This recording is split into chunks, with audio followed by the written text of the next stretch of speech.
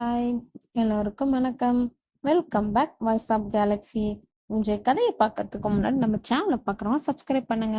அப்படியே பெல் ஐக்கானையும் கிளிக் பண்ணுங்க. வாங்க இன்றைய கதைக்கு போகலாம். அமானுஷ்யங்கள் எல்லாம் அமானுஷ்யங்களாகவே இருக்கின்றன நமக்கு நடக்கும் வரை. அந்த ராத்திரி நேரத்தில் சடசடவென்று மழை பெய்து கொண்டிருந்தது. மழையில் நனைந்தபடியும் மெல்ல தன்னுடைய ஸ்கூட்டியை தள்ளிக்கொண்டு கேட்டுக்கு அருகில் வந்து நின்றாள் அமிர்தா. மழை நன்றாக பெய்திருந்ததால் அவள் முழுவதும் நனைந்திருந்தாள்.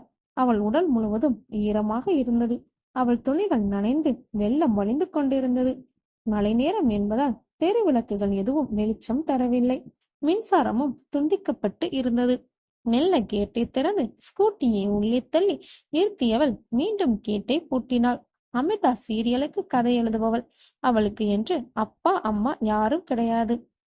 அவளுக்கு உறவு என்று இருப்பது எல்லாமே நண்பர்கள்தான். அதுவும் அவள் அவ்வளவு வெளியே சென்று பேசி பழகுவள் அல்ல என்பதால் அந்த நட்பு வட்டம் பெரிதாகாமல் சிறிதாகவே இருந்தது. அவள் இப்போது இருக்கும் வீடு மிகவும் அமைதியான ஒரு சூழ்நிலையில் உள்ளது. அந்த தெருவில் மொத்தம் 4 வீடுகள் தான் உண்டு. அதில் இவள் இருக்கும் வீட்டின் கீழ்ப்பகுதியில் அமிர்தா இருக்கிறாள். மேல் வீட்டில் ஒருவன் இருக்கிறான். இந்த வீட்டில் கிட்டத்தட்ட 3 மாதங்களுக்கு மேல் தங்கியிருக்கிறாள். அப்படி இருந்த போது கூட அவளுக்கு மேல் வீட்டில் தங்கியிருக்கும் நபரை பற்றி அவ்வளவாக தெரியாது. இந்த 3 மாதத்தில் அவன் பெயர் அர்ஜுன் என்று மட்டும்தான் அவளுக்கு தெரியும். அவன் ஏதோ ஒரு கம்பெனியில் வேலை செய்கிறான் என்று மட்டும் ஹவுஸ் ஓனர் சொல்லியிருந்தார். ஹவுஸ் ஓனருக்கும் தெரிந்த பையன் என்பதால் அவளும் பெரிதாக எதுவும் கேட்டுக்கொள்ளவில்லை. அடுத்தவர்களை பற்றி அதிகம் அறிந்து கொள்ளும் ஆர்வம் இல்லாதவள் அமிர்தா. அதனால் அவள் அர்ஜுனை பற்றி அறிந்து கொள்ள எந்த ஆர்வமும் காட்டவில்லை. இந்த 3 மாதத்தில் அர்ஜுன் அமிர்தா இருவரும் ஒரு வார்த்தை கூட பேசிக்கொண்டதில்லை. ஆனாலும் இருவரும் ஒரே கேட்டுக்குள் தான் வசித்து வருகிறார்கள். இப்போது அமிர்தா கதவுக்கு முன்னால் நின்று சாவியை தேடிக்கொண்டிருந்தாள். அடச்ச, தேவையில்லாத நேரத்துல தான் இந்த மாதிரி எல்லாம் ஆகும். நல்ல காலத்திலேயே இந்த சாவி நம்ம கையில கிடைக்காது. இப்ப இப்படி தேடினா எப்படி கிடைக்கும்? என்ன பண்றது? டைரக்டர் வேற பேய் கதை வேணும், பேய் கதையை எழுதி கொடுன்னு கேட்டு உயிரை வாங்கிட்டு இருக்காரு. அவர்தான் உயிரை எடுக்கிறார்னா இந்த சாவி கூட என்னை போட்டு பாடா படுத்தி எடுத்துட்டு இருக்கு. காதல் கதையில எதுக்குடா ஹாரர் ஸ்டோரின்னு கேக்குறீங்க? ஒரே டென்ஷன் என்று டைரக்டர் மீது இருந்த கடுப்பில் புலம்பி அமிர்தா கையில் எடுத்த சாவியை தவறி கீழே போட்டு விட்டாள். அடைச்ச, இந்த சாவிக்கு என்னதான் பிரச்சனையோ இப்போ போய் கீழே விழுது. ஒரு நாள் பிரச்சனைகளை தொடங்கினா இப்படிதான் பிரச்சனையிலேயே முடியும் போல என்று புலம்பியவள் கீழே இருந்த சாவியை பிளாஷ் லைட் அடித்து தேடினாள். சாவி அங்கிருந்த பெஞ்சுக்கடியில் கிடைக்க அதை தேடி எடுத்தவள் எழுந்து நின்றாள். எழுந்தவள் அப்படியே ஒரு நிமிடம் உறைந்து போய் நின்றாள். அவளுக்கு அவள் பார்த்த காட்சி நிஜமா இல்லை கனவா என்று ஒரே குழப்பமாக இருந்தது. அவளால் ஒரு அடி கூட நகர முடியவில்லை. அப்படியே ஏதோ ஒரு சிலை போல் நின்று கொண்டிருந்தவள் மனம் பார்த்தது நிஜமா இல்லை கனவா என்று குழப்பத்துக்கு அவளை அழைத்துச் சென்றது. ஒரு கட்டத்துக்கு மேல் குழப்பம் வேண்டாம் என்று நினைத்தவள் தன்னுடைய தைரியத்தை வரவழைத்துக் கொண்டு தான் பார்த்தது நிஜமா கனவா என்று உறுதி செய்ய வேண்டும் என்ற எண்ணத்தில் கீழே பெஞ்சுக்கடியில் லைட் அடித்து பார்த்தாள். அவள் பார்த்த காட்சி அவளுடைய உயிரை உறைய வைத்தது போல இருந்தது. வெளிரி போன உடல் தோற்றத்துடன் ஆங்காங்கே இரத்த கோடுகள் கண்களில் இருந்தும் இல்லாதது போல மிகவும் கோரமான ஒரு உருவம் ஒரு கழுத்து படுத்துக் கொண்டிருந்தது போல் இருந்தது. அதை பார்த்த அமிர்தாவுக்கு என்ன சொல்வதென்று தெரியவில்லை. அவளுக்கு அந்த நேரத்தில் யாரையாவது அழைக்க வேண்டும் என்று கூட தோன்றவில்லை. அவளால் அந்த உருவத்தின் மீது இருந்து அவளுடைய கண்களை எடுக்க கூட முடியவில்லை. அவள் பயத்தில் அப்படியே இருந்தாள். அப்போது சட்டென்று சிலை போல் படுத்திருந்த அந்த உருவம் நகர ஆரம்பித்தது. மெல்ல ஊர்ந்து அவளுக்கு அருகில் வர அதை பார்த்து பயந்தவளுக்கு அப்பொழுதுதான் அந்த இடத்திலிருந்து செல்ல வேண்டும் என்று ஒரு எண்ணமே வந்தது. வேகமாக ஊர்ந்து அந்த இடத்தை விட்டு நகர்ந்து எழுந்து ஓட போக அப்போதுதான் அவளால் அசைய முடியவில்லை என்பதை உணர்ந்தாள். அவள் பயத்தில் கீழே பார்க்க அந்த உருவம் அவள் காலை பிடித்து இருந்தது. அமிர்தாவுக்கு அவள் கால் உறைந்து போல இருந்தது. அவளுக்கு அந்த இடத்தை விட்டு தப்பித்து செல்ல வேண்டும் போல இருந்தது. அந்த உருவம் அவள் காலை பிடித்து மெல்ல அவள் உடலை தொட்டு ஏற ஆரம்பித்தது. அவளால் அசைய முடியவில்லை. திடீரென்று அந்த உருவம் அவளை தள்ளிவிட்டது. விழுந்ததில் அவளுடைய போன் ஒரு புறம் சென்று விழுந்ததில் அதிலிருந்து ஒளி மட்டும் வந்து கொண்டிருந்தது. அமிர்தாவால் பேச முடியவில்லை. அந்த உருவம் அவளை மெல்ல மாடிக்கு இழுத்துச் செல்ல அமிர்தாவின் மொபைல் போனில் காலிங் பெல் அடிக்கும் சத்தம் கேட்டது. காலிங் பெல் அடிக்கும் சத்தம் கேட்டு உறக்கத்திலிருந்து விழித்து பார்த்த அமிர்தா பார்த்ததெல்லாம் கனவு என்று உணர்ந்து கொண்டாள். அவளுக்கு இது போன்ற கனவுகள் வருவதெல்லாம் சாதாரணம். அவளும் உண்மையில் சீரியலுக்குத்தான் கதை எழுதி கொண்டிருக்கிறாள். இப்பொழுது அவர் நண்பர்கள் எடுக்கும் ஒரு திகில் குறும்படத்துக்கு கதை எழுதுவதால் அவளுக்கு இது போன்ற கனவு வருவது சாதாரணமாக மாறிவிட்டது. ஒவ்வொரு முறை கனவின் போதும் அவளை ஒரு உருவம் படிக்கட்டுக்கு இழுத்துச் செல்லும். ஆனால் அவள் மேலே செல்வதற்கு முன்பு அவள் எப்படியாவது தப்பித்து விடுவாள். கனவும் கலந்துவிடும். இதுவரை ஒரு முறை கூட அந்த படிக்கட்டுகளில் கனவிலும் சென்று பார்த்ததில்லை, நிஜத்திலும் சென்று பார்க்கவில்லை. அதையெல்லாம் யோசித்தபடி உட்கார்ந்திருந்தவள் மீண்டும் காலிங் பெல் அடித்ததும் எழுந்து சென்று கதவை திறந்தாள். அங்கே அவளது நெருங்கிய தோழி ஆர்த்தி நின்று கொண்டிருந்தாள். அவள் கையில் காலை சாப்பாடு இருந்தது. அமிர்தா கதவை திறந்ததும் ஆர்த்தி ஏதும் பேசாமல் உள்ளே வந்து விட்டாள். என்னமோ இப்பதான் எழுதியா என்று கேட்டாள் ஆர்த்தி. அது ஒரு ஹாரர் பிலிமுக்கு கதை எழுதிட்டு இருக்கேன்ல, பேய் கதையெல்லாம் தனியா உட்காந்து அந்த டைம்ல யோசிச்சாதான் சரியா வரும். அதனாலதான் தூங்குறதுக்கு 3 மணி ஆயிடுச்சு. அதான் இப்போ எழுந்திருக்க லேட் ஆயிடுச்சு. இந்த கதை ஸ்டார்ட் பண்ண பிறகு தொடர்ந்து ஒரே மாதிரி கனவு வருது என்று நிறுத்தினாள் அமிர்தா. என்ன மாதிரி கனவு என்று கேட்டாள் ஆர்த்தி. எனக்கு எந்த மாதிரி கனவு வரும் அப்படின்னா, நான் எங்கெங்கயோ இருப்பேன். திடீர்னு ஒரு உருவம் என்னை வந்து இழுத்துட்டு போகும். நான் எங்க இருந்தாலும் சரி, அது கடைசியா என்ன இந்த வீட்டு மாடிக்கு இழுத்துட்டு போக ட்ரை பண்ணும். ஆனா இது வரைக்கும் அந்த பேய்க்கு வெற்றி கிடைக்கல. பாவம் என்று சொன்னாள் அமிர்தா. அம்மு, நீ சொல்றத பார்த்தா கொஞ்சம் வித்தியாசமா இருக்கு. அது எப்படி அம்மு வேற வேற கனவு ஒரே மாதிரி முடியும்? இதெல்லாம் ரொம்ப தப்பா இருக்கு. நான் படிச்சிருக்கேன். நம்ம கனவுல பேய் வந்தா நிஜத்துல பேய் நம்ம கூட பேச முயற்சி பண்ணுதுன்னு அர்த்தமா. நம்ம ஆழ்ந்த உறக்கத்துல இருக்கிறப்போ மட்டும்தான் பேயால நம்ம கூட பேச முடியும். ஆனால் நம்ம உடம்பு பேய் கூட பேச விடாமல் நம்மள பாதுகாக்கும்.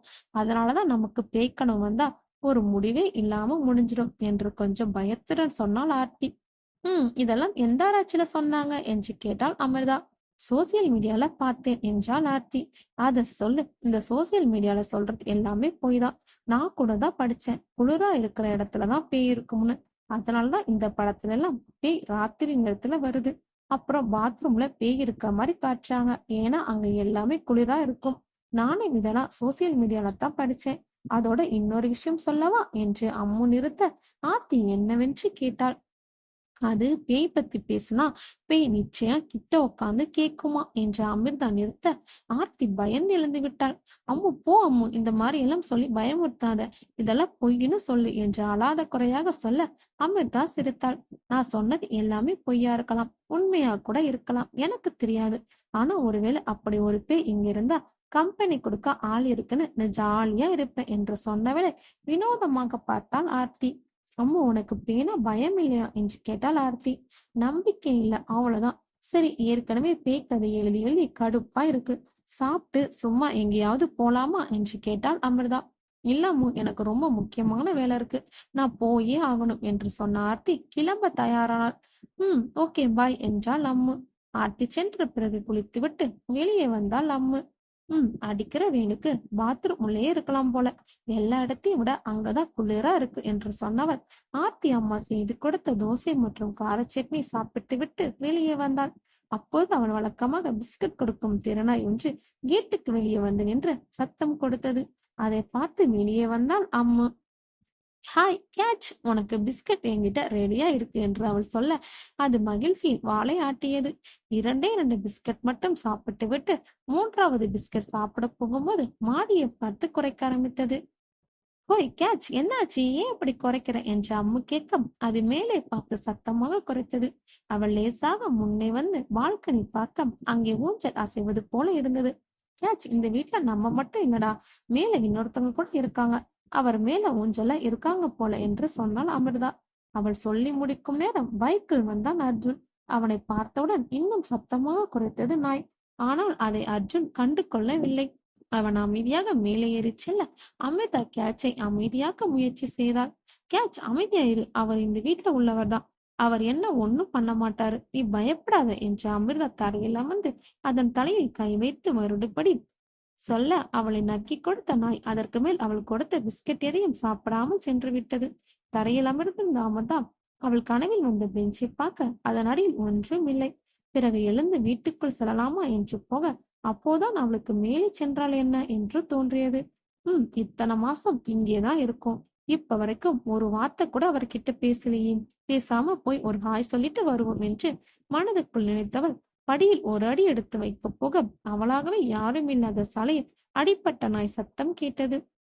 மேலே செல்ல போனவள் படியில் கால் வைக்காமல் வேகமாக கேட்டு திறந்து சென்று பார்க்க கேட்ச் ஒரு முளையில் இரத்த காயத்துடன் கிடந்தது. ஒரு பைக் தெருமுனையில் சென்று மறைந்தது.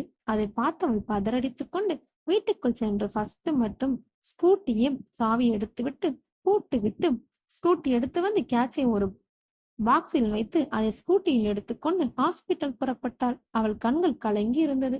அவள் பதட்டம், அழுகை எல்லாவற்றையும் ஒரு கோப்பை தேநீரை பருகியபடி பால்கனியில் பார்த்து கொண்டிருந்த அர்ஜுன் அவள் சென்றவுடன் தானும் உள்ளே சென்றான்.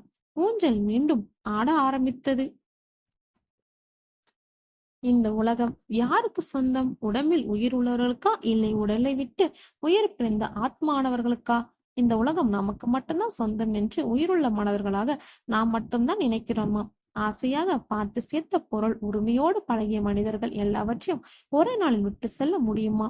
அப்படி விட்டு செல்வது உண்மை என்றால் ஏன் சில நேரங்கள் யாருமே இல்லாத இடத்தில் ஏன் நம்ம மட்டும் தனியா இருப்பது போல இல்லாமல் நம்முடன் யாரோ இருப்பது மாதிரி உணர்வு தோன்றுகிறது?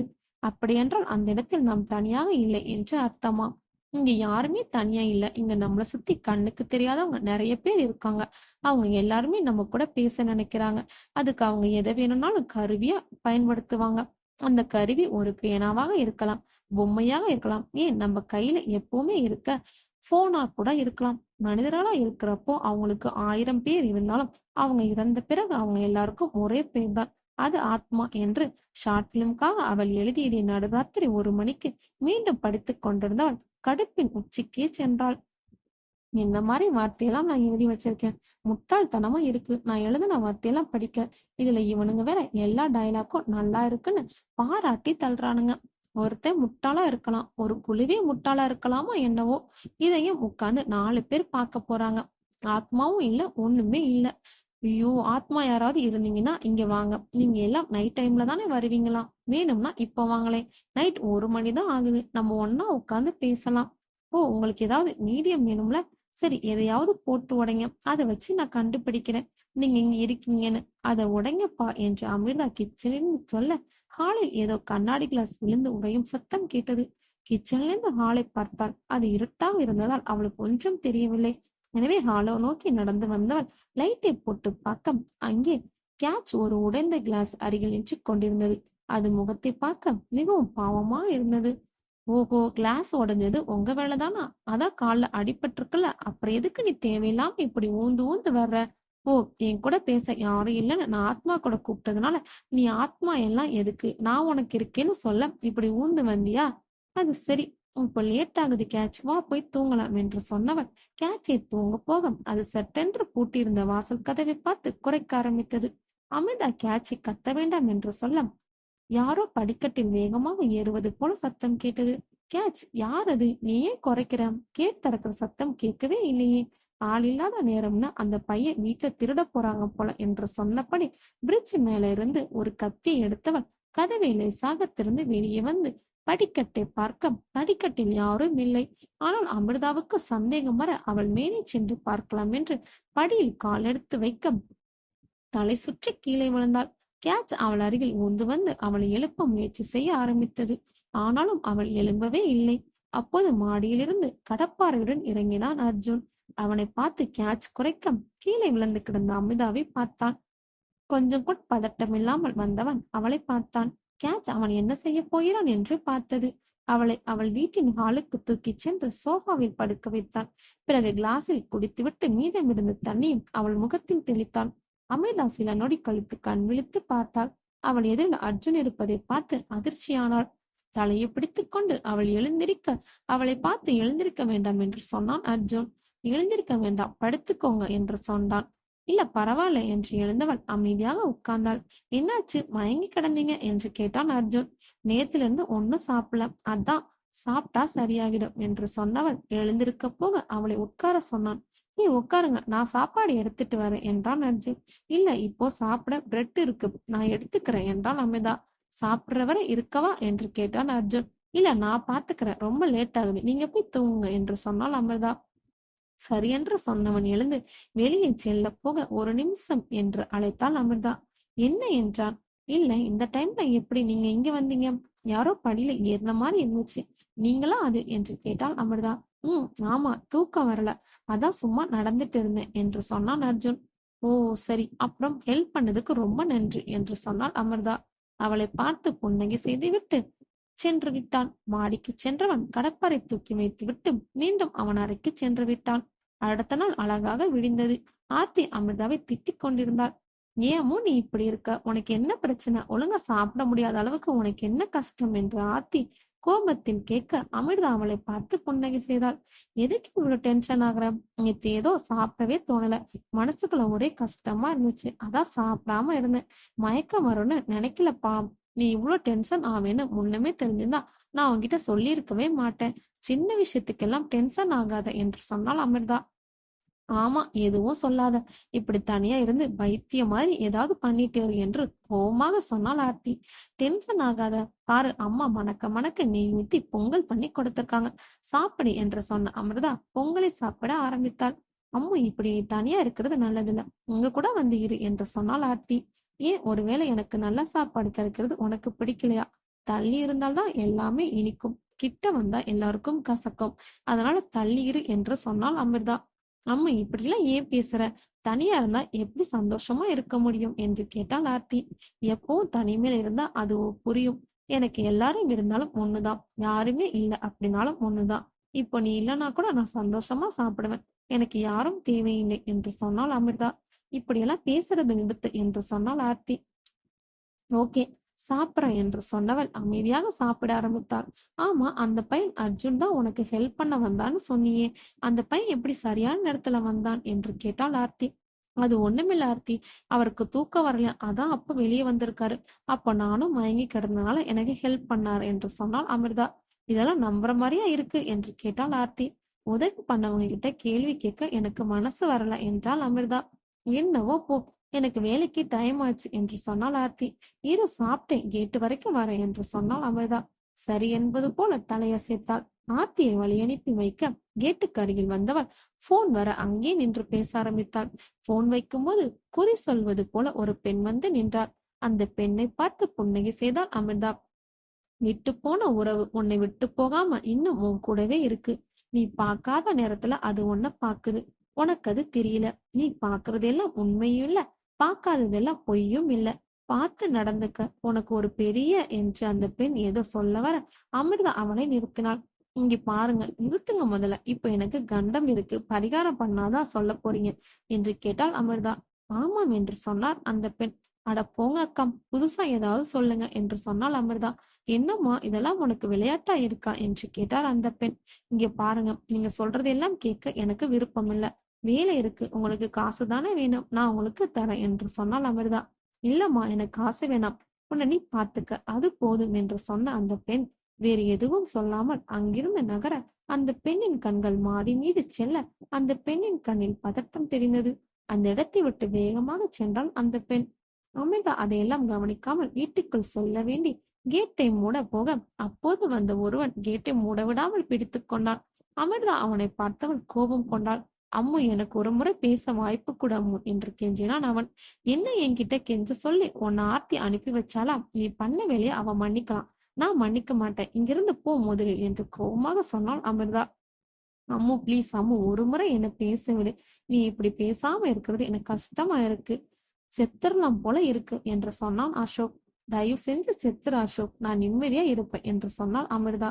அவள் அப்படி சொன்னதும் அசோக் அதிர்ச்சியானவன் அப்படியே நின்றான். அமிர்தா வீட்டுக்குள் சென்று வீட்டுக் கதவை மூடிக்கொண்டாள். அசோக் அப்படியே நின்றவன் பிறகு பைக் அருகில் சென்று பைக்கை ஸ்டார்ட் பண்ண போக ஏதோ ஒரு எண்ணம் வந்து மேலே பார்த்தான். அவ்வளவு நேரம் மேலே இருந்து கீழே நடப்பதெல்லாம் பார்த்து கொண்டிருந்த அர்ஜுன் அசோக் மேலே பார்த்ததும் மறைந்து கொண்டான். சில நொடி மேலே பட்ட அசோக் சென்றுவிட ஊஞ்சலில் வந்து அமர்ந்தான் அர்ஜுன். அவன் முகத்தில் வில்லத்தனமான புன்னகை தோன்றியது. அவன் கையில் இரத்தக்கரை இருந்தது. மதியான நேரம் அமைதியாக சென்றது. அசோக்கின் பார்த்த கோபத்தில் சாப்பிடாமல் அமர்ந்திருந்தாள் அமிர்தா. அவள் காரையில் கேட்ச் படுத்திருந்தது. அப்போது கதவை தட்டினான் அர்ஜுன். கேட்ச் லேசாக பற்களை வெளியே காட்டியது. அமைதியா இரு கேட்ச் என்று சொன்ன அமிர்தா நேராக எழுந்து சென்று அவனை உள்ளே வரும்படி சொன்னாள். கேட்ச் அமிர்தா சொன்னதால் அமைதியாக இருந்தது. சார், வழக்கமா என்னை பார்த்து குறைப்பாரு, இப்போ ஒண்ணுமே பண்ணாம படுத்திருக்காரு என்று கேட்டான் அர்ஜுன். இல்ல அவன் கொஞ்சம் அப்படிதான். நீங்க கண்டுக்க வேண்டாம். நான் சொன்னா அவன் சைலண்ட் ஆயிடுவான் என்றாள் அமிர்தா. ஓ! அப்ப நீங்க என்ன சொன்னாலும் கேக்குமா? அந்த அளவுக்கு ட்ரெய்னிங் குடுத்திருக்கீங்களா? என்று கேட்டான் அர்ஜுன். இல்ல நான் ஒண்ணுமே பண்ணல. பிஸ்கட் மட்டும் தான் குடுத்தேன். என் மேல இவன் இப்படி உயிரையே வச்சிருக்கான் என்று சொன்னாள் அமிர்தா. ஓ! அப்படியா? அப்போ நான் பிஸ்கட் குடுத்தா கூட சார் எனக்கு ஃப்ரெண்ட் ஆவாரா? என்று கேட்டான் அர்ஜுன். எனக்கு தெரியல. இப்போதைக்கு அவன் உங்கள கடிக்காம இருக்கிறதே ரொம்ப பெரிய விஷயம் என்று சொன்னாள் அமிர்தா. அப்ப சரி, தள்ளியே இருக்கேன் என்று சொன்னான். ஆமா, என்ன விஷயமா வந்தீங்க என கேட்டாள். நான் ரொம்ப நாளா தனியா சாப்பிட்டுட்டு இருக்கேன். அதான் உங்க கூட வெளியே எங்கேயாவது சாப்பிடலாமேன்னு பார்த்தேன் என்று சொன்னான் அர்ஜுன். ஏன் கூடவா? ஆனா எனக்கு வெளியே போய் சாப்பிட பிடிக்காதே. வேணா ஆர்டர் பண்ணுங்க. நம்ம வீட்லயே சாப்பிடலாம் என்று அமிர்தா சொல்ல, சரி என்று சொன்னான் அர்ஜுன். இருவரும் தங்களுக்கு தேவையான உணவை ஆர்டர் செய்தார்கள். சாப்பாடு வர டைம் இருக்கு. நம்ம ஏதாவது பேசலாமா என்று கேட்டான் அர்ஜுன். உங்களுக்கு என்கிட்ட ஏதாவது கேட்கணும்னா கேளுங்க அர்ஜுன். அதை விட்டுட்டு பேசணும்னு எல்லாம் சொல்லாதீங்க. என்ன கேட்கணுமோ கேளுங்க என்று சொன்னாள். இல்ல, இன்னைக்கு வாசல்ல யாரு கூடயும் சண்டை போட்டுட்டு இருந்தீங்கல்ல, அது யாரு என்று கேட்டான் அர்ஜுன். அவனை பார்த்து கசப்பான புன்னகை செய்தவள் மூச்சை இழுத்து விட்டாள். இங்க பாருங்க, உங்களுக்கு சொல்ல விருப்பம் இல்லை அப்படின்னா நீங்க சொல்ல வேண்டாம். நம்ம வேற ஏதாவது பேசலாம். எனக்கு பிரச்சனை இல்லை என்று சொன்னான் அர்ஜுன். உண்மையாவே உங்களுக்கு நான் அது யாருன்னு சொல்லலாம். பிரச்சனை இல்லையா என்று கேட்டாள் அமிர்தா. உண்மையை தெரிஞ்சுக்க ரொம்ப ஆர்வம் இருக்கு. ஆனா உங்களுக்கு சொல்ல விருப்பம் இருக்கணும் இல்லையா? நான் கேட்டு கட்டாயப்படுத்த கூடாது. அது தப்பு என்று சொன்னான் அர்ஜுன். அது ஒண்ணும் பெரிய விஷயம் இல்ல அர்ஜுன். ஒரு காலத்துல ரொம்ப நெருக்கமான உறவா இருந்தான். அவனுக்கும் எனக்கும் நடுவுல ரொம்ப அழகான உறவு இருந்துச்சு. ஆனா ஒரு நாள் எல்லாருமே முடிஞ்சு போச்சு. எங்க ஒரு அழகான கதை மாதிரி ஆரம்பிச்சு எதிர்பார்க்காத திருப்பத்துல வந்து பாதியிலே நின்னு போச்சு. இப்ப ஆரம்பிச்ச இடத்துல எப்படி இருந்துச்சோ அந்த மாதிரி கதையும் இல்ல, கதாபாத்திரமும் இல்லை என்று விரக்தியின் உச்சியில் சொன்னாள் அமிர்தா. நீங்க தப்பா எடுத்துக்காதீங்க. ஆனா நீங்க சொன்னது எதுவும் எனக்கு புரியல. நல்ல உறவு அப்படின்னா என்ன மாரி உறவு? கொஞ்சம் புரியிற மாரி சொல்லுங்களேன் ப்ளீஸ் என்று கேட்டான் அர்ஜுன். என்ன மாதிரி உறவா இருக்கணும்னு நீங்க நினைக்கிறீங்க என்று கேட்டாள் அமிர்தா. உங்களுக்குள்ள காதல் இருந்துச்சா என்று சற்று தயக்கத்துடன் கேட்டான் அர்ஜுன். காதலும் இல்லை, கத்திரிக்காவும் இல்ல. அவன் ஒரு காலத்துல என்னோட ஃப்ரெண்டா இருந்தான். இப்ப அவன் எனக்கு யாருமே இல்ல. வாழ்க்கை ரொம்ப வித்தியாசமானது அர்ஜுன். ஒரு நொடி போதும் நமக்கு எல்லாமா இருந்தவங்க ஒண்ணுமே இல்லாம ஆகுறதுக்கு. எனக்கும் அப்படிதான் ஆச்சு என்று சொன்னாள் அமிர்தா. ஆனா அவங்க நினைவுகள் நம்ம கூட எப்பவுமே இருக்கும் தானே. இன்னும் அவர் உங்க ஃப்ரெண்டா தானே இருக்காரு என்று கேட்டான் அர்ஜுன். நிச்சயம் இல்ல. அவன் எனக்கு யாரும் இல்ல. அவன் என்ன தப்பு பண்ணான்னு உங்களுக்கு தெரியுமா என்று கேட்டாள் அமிர்தா. சொன்னா தெரிஞ்சுப்பேன் என்று சொன்னான் அர்ஜுன். என்னோட ஃப்ரெண்ட் ஆர்த்தினா எனக்கு உயிர். வந்தவன் பேர் அசோக். அவனும் என்னோட ஃப்ரெண்டு தான். அசோக்கும் ஆர்த்தியும் ஃப்ரெண்டு கிடையாது. அவங்க 2 பேரும் ரொம்ப லவ் பண்ணாங்க. நான் தான் அவங்க லவ் சேர நிறைய ஹெல்ப் பண்ணேன். ஆர்த்தி வீட்ல பேசினதே நான் தான். ஆர்த்தி அவங்க வீட்டுக்கு ஒரே பொண்ணு. அர்ஜுன் போலீஸ் இன்ஸ்பெக்டர்னு அவன் வேலை நினைச்ச பொண்ணு தர யோசிப்பாங்கன்னா, நான் தான் ஆர்த்தி அம்மா அப்பா கிட்ட பேசி கல்யாணம் பண்ணி வச்சேன். ஆர்த்தி, நான், அசோக் எல்லாருக்கும் கல்யாணத்துக்கு அப்புறம் கூட அப்படியே தான் இருந்தோம். அவங்களுக்குள்ள வந்த சின்ன சின்ன சண்டைக்கெல்லாம் நான் தான் பஞ்சாயத்து பண்ணுவேன். எனக்கு அடுத்தவங்க கதை கேட்க சுத்தமா பிடிக்காது. ஆனாலும் அவங்க சண்டைக்கு நான் பஞ்சாயத்து பண்ணுவேன். ஆர்த்தி ரொம்ப பயப்படுற பொண்ணு. ரோடு கூட யாரையாவது கைப்பிடிச்சு கூட்டிட்டு போனாதான் கிராஸ் பண்ணுவா. நான் அவ கூட எப்ப போனாலும் என்னோட கைய விடவே மாட்டா. அவனோட பெத்தவங்களும் அப்படிதான் பாத்துக்கிட்டாங்க. ஆனா இந்த அசோக் அவளுக்கு தைரியம் வர வைக்கிறேன்னு சொல்லி தனியா ரோடு கிராஸ் பண்ண வச்சிருக்கான். அந்த நேரம் பார்த்து ஒரு கார் வேகமா வந்திருக்கு. ஆர்த்தி பயத்துல அப்படியே நின்னுருக்கா. கார் அவளை இடிச்சிட்டு என்று சொன்ன அமிர்தா நிறுத்தினாள். ஆர்த்திக்கு என்னாச்சு என்று கேட்டான் அர்ஜுன். நான் அன்னைக்கு அவார்ட் ஃபங்க்ஷன்ல இருந்தேன். நான் அவளுக்காக காத்துட்டு இருந்தேன். ஆனா அவ அங்க வரல. அவார்டும் குடுத்துட்டாங்க. வழக்கம் போல யாரும் இல்லாம தனியா அவார்டு வாங்கினேன். எல்லாரும் எனக்கு வாழ்த்துக்கள் சொன்னாங்க. ஆனா நான் மட்டும் ரொம்ப வேதனையில இருந்தேன். நான் கால் பண்ணப்போ யாரும் எடுக்கல. அசோக் வீட்டுக்கு போய் பார்த்தேன். யாரும் இல்ல. அப்போதான் அசோக் கால் பண்ணான். அவன் என்கிட்ட ஆர்த்திக்கு ஆக்சிடென்ட் ஆயிடுச்சுன்னு சொன்னான். நான் போய் பார்த்தேன். ஆர்த்தி அமைதியா படுத்துட்டு இருந்தா. நான்லாம் அடிக்கடி மயக்கம் போட்டு விழுவேன். அவ தான் சாப்பாடு ஊட்டி விடுவா. என்ன பார்த்துப்பா. அவ எனக்கு ஃப்ரெண்ட் இல்ல. அம்மா மாரி. நான் அவகிட்ட அடிக்கடி சொல்லுவேன். எனக்கு யாரும் இல்லன்னா கூட என்னால வாழ முடியும் அப்படின்னு. ஆனா ஆர்த்தி மட்டும் இல்லன்னா என்னால வாழவே முடியாது. அப்படிப்பட்ட பொண்ணு ஒண்ணும் பேசாம படுத்திருந்த அந்த கொஞ்ச நேரம் நரக வேதனை. கொஞ்ச நேரம் அவகிட்ட உட்கார்ந்து இருந்தேன். அப்புறம் கண் முழிச்சா. செம்மையா நான் அவள திட்டுனேன். அவ அம்மா, அப்பா என்ன தடுக்க வந்தாங்க. ஆனாலும் செம்மையா திட்டுனேன். அப்பதான் அசோக் என்கிட்ட வந்து ரோட் கிராஸ் பண்ணும்போது இப்படி ஆகும்னு நினைக்கலன்னு சொல்லி கால்ல விழுந்து அழுதான். எனக்கு கோவம் வந்துருச்சு. செம்மையா திட்டி விட்டுட்டேன். எனக்கு அவனால அடிபட்டிருந்தா கூட நான் கவலைப்பட்டிருக்க மாட்டேன். ஆனா ஆர்த்திக்கு அப்படி ஆனதுல என்னால தாங்கிக்க முடியல. அவன் தான் அப்படி ஆனதுக்கு காரணம். அப்படிங்கறதுனால என்னால மன்னிக்க முடியல. நான் பேசாம இருந்தா அவன் ஆர்த்தி விஷயத்துல இன்னும் கவனமா இருப்பான். இன்னும் ஒரு நம்பிக்கை. அவளும் என்கிட்ட அசோக் கிட்ட பேசு பேசுன்னு எத்தனையோ முறை சொல்லிட்டா. ஆனா எனக்கு பேச தோணல.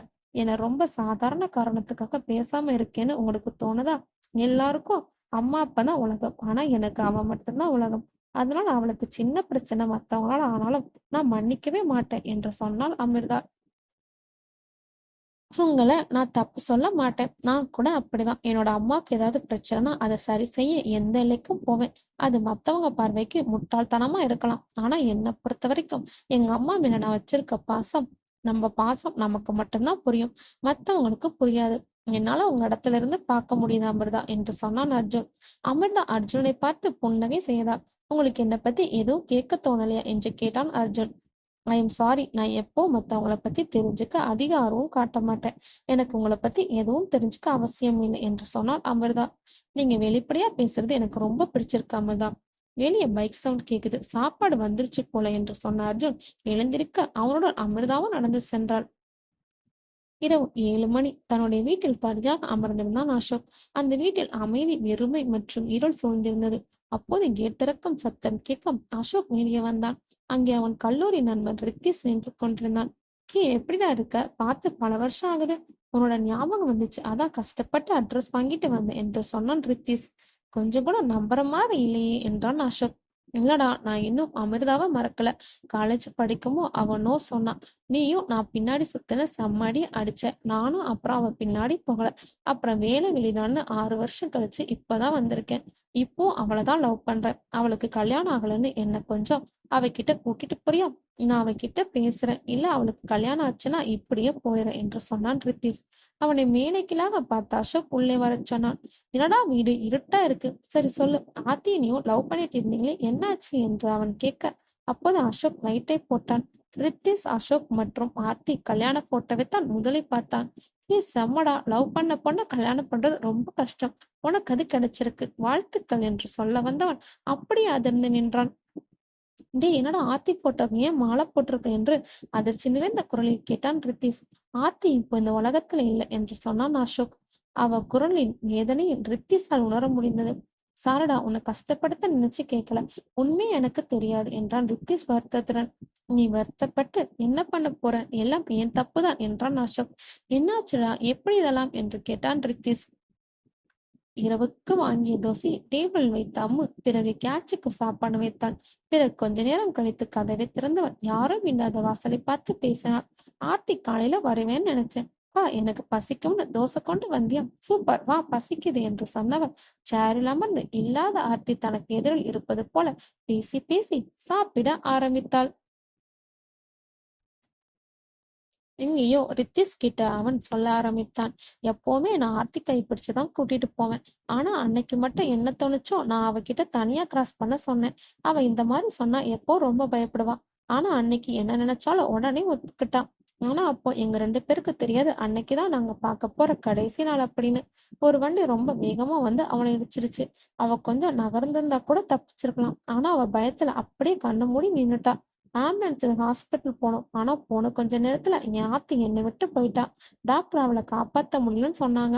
அவங்க காலில் விழுந்து கெஞ்சினேன், எப்படியாவது என்னோட ஆத்தியை காப்பாத்தி கொடுத்துருங்கன்னு. ஆனா என்னோட கண்ணீர் என் ஆத்தியை காப்பாத்தல. என்னோட அம்மா அப்பா எல்லாரும் அழுதுட்டு இருந்தோம். அப்போதான் அமிர்தா அங்க வந்தா. அமிர்தா ஆர்த்தி உடம்பு போய் பார்த்தா. அவகிட்ட என்னென்னவோ பேசினா. அப்புறம் ஆர்த்தி அம்மா அப்பா கிட்ட போய் ஒண்ணுமில்ல, எல்லாம் சரியாகிடும்னு சொன்னா. அவ பேசுறது கேட்க ரொம்ப கஷ்டமா இருந்துச்சு. அவகிட்ட அவ ஃப்ரெண்ட் இல்லாம பண்ணது நான் தான்னு காலில் விழுந்து மன்னிப்பு கேட்டேன். ஆனா அவ என் கூட சண்டை போட்டா. ஒரு முறை கூட என்கிட்ட ஆர்த்தி இறந்துட்டான்னு சொல்லவே இல்லை. அம்மு என்கிட்ட சண்டை போட்டது எல்லாமே அவளை நான் தனியா விட்டுட்டு போனதுனாலதான் அவளுக்கு ஆக்சிடென்ட் ஆகிற காரணத்தை வச்சுதான். எல்லாரையும் அதை சொல்லித்தான் ஆறுதல் படுத்த முயற்சி பண்ணா. எல்லாருக்குமே ரொம்ப அதிர்ச்சியாச்சு. அப்பதான் தெரிஞ்சுச்சு அவ ஆர்த்தி இறந்த அதிர்ச்சியில எந்த அளவுக்கு பாதிக்கப்பட்டிருக்கான்னு. அவகிட்ட எல்லாரும் பேச முயற்சி பண்ணோம். ஆனா அவ யார் சொல்றதையும் கேட்க தயாரா இல்ல. அவ என்கிட்ட எப்பவுமே பேச மாட்டேன்னு சொல்லிட்டு போயிட்டா. ஆர்த்தி இறுதி சடங்கு கூட வரல. தினமும் அவகிட்ட பேச முயற்சி பண்ணேன். ஆனா அவ என்கிட்ட பேச தயாரா இல்ல. அதுக்கப்புறம் ஒரு வாரம் கழிச்சு போய் பார்த்தேன். அப்ப என் கூட ஆர்த்தி வந்ததா நினைச்சு அவளை மட்டும் உள்ள கூட்டிட்டு போய் பேசுற மாதிரி பேச ஆரம்பிச்சா. எனக்கு ரொம்ப அதிர்ச்சி ஆகிட்டேன். அத்தைக்கு உடம்பு சரியில்லைங்கிற மாதிரி பேசி அவளை ஹாஸ்பிட்டல் கூட்டிட்டு போக ட்ரை பண்ணோம். ஆனா அவ வரவே இல்லை. என்னோட ஃப்ரெண்ட் அப்பா மனநல மருத்துவர், அவர்கிட்ட நான் அம்மு நிலைமை பத்தி சொன்னேன். அப்புறம் நாங்க அவளை ஒரு ஷார்ட் ஃபிலிமுக்கு ஸ்கிரிப்ட் எழுத கேட்குற மாதிரி அவளை ஒரு பார்க்குக்கு வர வச்சோம். டாக்டர் அவகிட்ட ஸ்கிரிப்ட் பற்றி பேசுற மாதிரி பேசி அவளுக்கு என்ன பிரச்சனைன்னு கண்டுபிடிச்சாரு. அதுல அவ ஆர்த்தி இறப்பு தாங்க முடியாம இந்த மாதிரி அவ தான் கூட எப்பவும் இருக்கிறது போல கற்பனை பண்ண ஆரம்பிச்சிருக்கா. அதுல இருந்து அவ வெளியே கொண்டு வர நாங்க எவ்வளவோ முயற்சி பண்ணிட்டோம். ஆனால் அவ ஒரு முயற்சி கூட ஒத்துழைக்கல. கதை எழுதி கொடுத்துட்டு அவளோட வீட்டுக்குள்ள இருந்துக்கிறா. அவ வெளியே வர்றதே அதிசயமா ஆயிடுச்சு. நான் அவகிட்ட பேச ட்ரை பண்ணாலும் அவ பேசல. அவ உலகத்தை ரொம்ப சுருக்கிக்கிட்டா. அதனால அவளை நெருங்க முடியல. இப்படிதான் அவ வாழ்ந்துட்டு இருக்கா. அவ எப்பவுமே யார்கிட்டயும் பேச மாட்டா அப்படிங்கறதுல அவ பிரச்சனை மத்தவங்களுக்கு தெரியல என்று சொன்னான் சூர்யா. அவன் சொன்னதைக் கேட்டு அதிர்ச்சியில் உச்சிக்குச் சென்றான் ரித்தீஷ். சில நொடிகள் மௌனமாக இருந்தவன் பிறகு பேச ஆரம்பித்தான். அசோக், நீ சொன்னதெல்லாம் பொய்யா இருந்தா நல்லா இருக்கும்னு தோணுது. ஆனா நடந்ததெல்லாம் நடந்துச்சு. இனி அதை மாத்த முடியாது. இதுக்கு மேல விட்டா சரியா இருக்காது. அவளுக்கு இஷ்டம் இருந்தாலும் இல்லைனாலும் நம்ம அவகிட்ட பேசிதான் ஆகணும். அவ இப்படியே இருந்தா அவன் நிலைமைதான் மோசமாகும். அவ உன்னை பார்த்துதானே கோவப்படுவா. நான் பேசுறேன். இதுக்கு மேல நேரம் வீண் பண்ண வேண்டாம். வா போகலாம் என்று சொன்னான் ரித்தீஷ். நீ சொல்லி அவ கேட்டா எனக்கு சந்தோஷம்தான். வா போகலாம் என்றான் அசோக். இருவரும் கிளம்பினார்கள். நீங்கோ ஓகே ஆர்த்தி, பார்த்து பத்திரமா போ. ஆட்டோ வருமா? அப்போ சரி, பார்த்து போ. நாளை காலையில பார்க்கலாம் என்று யாரும் இல்லாத வாசலை பார்த்து சொன்னவள் மீண்டும் கதவை மூடிக்கொண்டாள். சோஃபாவில் வந்து அமர்ந்தவள் தன்னுடைய சீரியலுக்கு கதை எழுத ஆரம்பித்தாள். சரியாக 10 நிமிடம் கழித்தும் கதவு தட்டும் ஓசை கேட்டது. கதவை திறந்து பார்த்தாள். அம்மு அங்கே அர்ஜுன் நின்று கொண்டிருந்தான். இந்த நேரத்துல இங்க என்ன பண்றீங்க என்று கேட்டாள் அம்மு. உள்ள வரலாமா என்று கேட்டான் அர்ஜுன். முதல்ல என்ன விஷயம்னு சொல்லுங்க என்றாள் அமிர்தா. இல்ல அம்மு, வீட்ல ரொம்ப முக்கியமான பூஜை இருக்கு. நீங்க கலந்துக்கிறீங்களா என்று கேட்டான் அர்ஜுன். இல்ல, எனக்கு பூஜையெல்லாம் பண்ண பிடிக்காது. நான் வரல என்றாள் அமிர்தா. அவள் சொல்வது காதில் விழாதது போல உள்ளே வந்தான் அர்ஜுன். என்ன அமிர்தா, நான் எவ்வளவு கெஞ்சி கேட்கிறேன். இந்த பூஜை நீங்க பண்ணாதான் எங்க அம்மா ரொம்ப சந்தோஷப்படுவாங்க.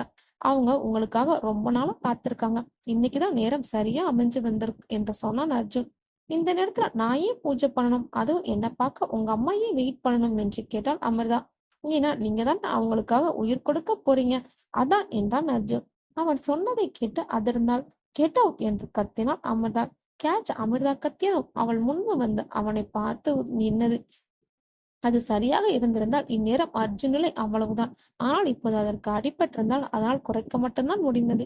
அதை காலால் எட்டி உதைத்தான். அதை பார்த்த அமிர்தா அவனை அடிக்கப் போக அவளை தரையில் தள்ளியவன் மேசை மீது இருந்த கண்ணாடி குஜாவை எடுத்து அவள் தலையில் அடித்து உடைத்தான். ரத்தம் தலையில் சொட்ட மயங்கி சரிந்தான் அமிர்தா.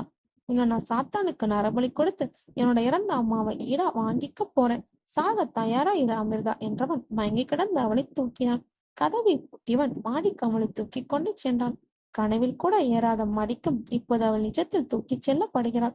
கனவில் வரும் பேய் நிஜத்தில் இல்லை. நிஜத்தில் பேயிடத்தில் அர்ஜுன் இருந்தான். கனவில் தப்பித்தவள் நிஜத்தில் தப்பித்து விடலாமா என்று அவள் மனதிற்குள் ஓடிக்கொண்டிருந்தது. சட்டென்று தன் மீது ஏதோ தண்ணீர் படுவது போல இருக்க கண்ணை திறந்து பார்த்தாள் அமிர்தா. ஆனால் அவளால் எதையும் தெளிவாக பார்க்க முடியும். அவளை சுற்றி சிவப்பு நிறமாக இருந்தது. தலை விண் விண்ணென்று வலித்தது. அவள் பார்வை தெளிவாக தெரிவதற்கே சில நொடி பிடித்தது. பார்வை தெளிவானதும் அந்த இடத்தில் அவள் முதலில் பார்த்தது அர்ஜுனை தான். அவன் அவளை பார்த்து ஏதோ முணங்கிக் கொண்டிருந்தான். எழுந்து நிற்க முயற்சி செய்தாள். ஆனால் அவள் கால்கள் சங்கிலியில் கட்டி போடப்பட்டிருந்தது. அவள் ஒரு கை ஜன்னல் கம்பியோடு சங்கிலியில் பிணைக்கப்பட்டிருந்தது. அவளை அவன் குங்குமத்தால் நனைத்திருந்தான். அந்த குங்குமம் கலந்த தண்ணீர் அந்த இடத்தில் ரத்தம் போல இருந்தது. டேய், எதுக்குடா என்னை இப்படி கட்டி போட்டு வச்சிருக்க? உனக்கு என்னடா பிரச்சனை என்று கேட்டான் அமிர்தா. அமிர்தா, உங்களுக்கு தான் மத்தவங்களை பத்தி தெரிஞ்சுக்க பிடிக்காதே. அப்புறம் நான் எதுக்கு உங்களை என்னோட பிரச்சனை பத்தி சொல்லணும் என்றான் அர்ஜுன். அவனை எரிப்பது போல பார்த்தாள் அமிர்தா. இங்க பாரு, என்ன தேவை இல்லாம எதுக்கு இந்த மாதிரி கட்டி போட்டு வச்சிருக்க? உனக்கு என்கிட்ட அப்படி என்ன பிரச்சனை என்று கேட்டாள் அமிர்தா. எனக்கு உன்கிட்ட எந்த பிரச்சனையும் இல்ல அம்மு. நீயும் நானும் நல்ல ஃப்ரெண்ட்ஸ். எனக்காக நீ உன்னோட உயிரை கொடுத்து ரொம்ப பெரிய உதவி பண்ண போற என்று சொன்னான் அர்ஜுன். என்ன சொல்ற நீ? எனக்கு ஒண்ணுமே புரியலையே. தயவு செஞ்சு தெளிவா சொல்லு என்றாள் அமிர்தா. நான் உன்கிட்ட அப்பவே என்னை பத்தி கேளுன்னு சொன்னேன். நீ தான் என்னை பத்தி எதுவும் கேட்கல. பரவாயில்ல. எனக்காக நீ உன்னோட உயிரை தர போற. அதனால நான் உனக்கு சொல்றேன். எனக்குன்னு சொந்த பந்தம் எல்லாமே என்னோட அம்மா தான். என்னோட அம்மா மட்டும்தான் எனக்கு எல்லாமே. ஃப்ரெண்ட்ஸ் கூட எனக்கு யாரும் இல்ல. ஆனா போன வருஷம் ஒரு நாள் என்னோட அம்மா என்னை விட்டு போயிட்டாங்க. இறந்து போயிட்டாங்க. நான் அவங்க இறந்ததுக்கு அப்புறம் பழைய வீட்டை விட்டுட்டு இங்க வந்தேன். தினமும் அம்மா புதைச்ச இடத்துக்கு போவேன். அங்கதான் இருப்பேன். வேலை முடிச்சு வீட்டுக்கு வருங்கிறத தாண்டி அங்கேதான் நான் இருப்பேன். அப்பதான் என்னை கவனிச்ச ஒரு மந்திரவாதி என்னோட கதை கேட்டு உதவி பண்ண முன் வந்தாரு. அவர் என்கிட்ட ஒரு பூஜை பண்ணா எல்லாம் சரியாகிடும் அப்படின்னு சொன்னாரு. ஆனா என் அம்மா உயிரோட வரணும்னா ஒரு பொண்ணு உயிரோட நரபலி கொடுக்கணும்னு சொன்னாரு. முதல்ல நான் தயங்கினேன். ஆனா அதுக்கப்புறம் எனக்கு என்னோட அம்மா எனக்கு வேணும்னு தோணுச்சு. அதான் நான் மத்தவங்க உயிர் போகும்னு யோசிக்கல. யார நரபலி கொடுக்கலாம்னு யோசிச்சிருந்தேன். அந்த சமயத்துலதான் நீ வந்த. நான் எப்படி எல்லாம் ஒரு பொண்ணை எதிர்பார்த்தேனோ அப்படியே நீ வந்து சேர்ந்த. நீ உன்னோட உயிரை மட்டும் கொடுத்தா போதும். உடம்பெல்லாம் இப்படியேதான் இந்த உலகத்துல இருக்கும். உன்னோட உடல்ல என்னோட அம்மா நீண்ட நாள் வாழ்வாங்க. எனக்கு அம்மா இருக்காங்க. அம்மாவுக்கு நான் இருக்கேன். உனக்குன்னு தான் யாரும் இல்லையே. அதனால உனக்குள்ள என்ன மாற்றம் வந்தாலும் பரவாயில்ல. உன்னை யாரும் கண்டுக்க மாட்டாங்க. உன்னை கூட்டிட்டு நான் வேற ஊருக்கு போயிடுவேன். யாரு கேட்பா? உன்னை யாரு தேடுவா? என்று கேட்டான் அர்ஜுன். அமிர்தாவுக்கு கோவம் கோவமா வந்தது. டேய் பைத்தியம், உன்ன மாதிரி ஆளெல்லாம் ஏன்டா இன்னும் இருக்கீங்க? என்னை தேட யாரும் இல்லைன்னு நீயே முடிவு பண்ணிடுவியா? ரத்த சம்பந்தப்பட்ட உறவு இல்லைனாலும் என்னை தேட என்னோட ஃப்ரெண்ட் ஆர்த்தி இருக்கா. நீ என்னை ஏதாவது பண்ணா பிரச்சனை உனக்கு தான் நிச்சயம் வரும். என்னை தேடி என்னோட ஃப்ரெண்டு வருவா என்றாள் அமிர்தா. அவள் சொன்னதை கேட்ட அர்ஜுன் சத்தமாக சிரிக்க ஆரம்பித்தான். நீ என்ன பைத்தியம்னு சொல்றியா? ஹஹஹ. ஒரு சின்ன கரெக்ஷன். இங்க என்னை விட பெரிய பைத்தியம் நீதான். நானாவது பரவாயில்ல. எங்க அம்மா இறந்துட்டாங்கன்னு தெரிஞ்சு அவங்கள மறுபடியும் இந்த பூமிக்கு கொண்டு வர முயற்சி பண்ணுறேன். ஆனா நீ ஏற்கனவே செத்து போன ஒருத்திய இன்னும் வாழ்ந்துட்டு இருக்கான்னு நினைச்சிட்டு இருக்க. பாத்தியா? உன்னை என்ன சொல்றது என்று சிரித்தான் அர்ஜுன். அவன் சொல்வதை கேட்டு அதிர்ச்சியானால் அமிர்தா. டேய் நீ இப்படியெல்லாம் சொன்னா நான் நம்பிடுவேனா? நான் இன்னைக்கு கூட அவகிட்ட பேசினேன் என்று சொன்னாள் அமிர்தா. ஆமா நீ பேசுன. ஆனா அவ பேசினாளா? பேசியிருக்க மாட்டா. செத்தவன் எப்படி நீ ஒரு முயற்சியும் பண்ணாம உன்கிட்ட வந்து பேசுவா? எனக்கு புரியல என்றான் அர்ஜுன். இங்க பாரு என்னோட ஆர்த்தி நல்லாதான் இருக்கான். தேவையில்லாம பேசாத என்றான் அமிர்தா. இங்க பாரு நான் ஒன்னும் கெட்டவன் இல்ல. எனக்கு உன்கிட்ட பொய் சொல்லி ஒன்னும் ஆக போறதும் இல்ல. நான் என்னோட அம்மா என் கூட இருக்கணும்னு நினைக்கிறேன். எனக்கு உன்னோட உயிரை எடுக்க எவ்வளவு நேரம் ஆகும்? ஏன் எனக்கு இதுக்கு முன்னாடி எத்தனையோ வாய்ப்பு கிடைச்சிச்சு உன்னை கொல்லணுங்கிறது. என்னோட நோக்கம் இல்ல. என்னோட நோக்கம் எல்லாம் என்னோட அம்மா என் கூட இருக்கணுங்கிறது மட்டும்தான். அதனாலதான் நான் இப்ப வர உன்னை கொல்லாம இருக்கேன். அன்னைக்கு கூட நீ மயங்கி கிடந்த. நான் உன்னை காப்பாத்தினேன். இப்ப கூட நான் உன்னை கொல்ல நினைக்கல. உன் உடம்புல என்னோட அம்மா வர வைக்க நினைக்கிறேன். உனக்கு உன்னோட ஃப்ரெண்டு தானே எல்லாம். அவளே இந்த உலகத்துல இல்ல. நான் அவகிட்ட அந்த மந்திரவாதி வச்சு பேசினேன். அவளுக்கு அங்க தனியா இருக்க பிடிக்கலையாம். அவ இருக்க இடம் ரொம்ப இருட்டா இருக்கான். அவ உன்னை சீக்கிரம் அவகிட்ட வர வைக்க நினைக்கிறா.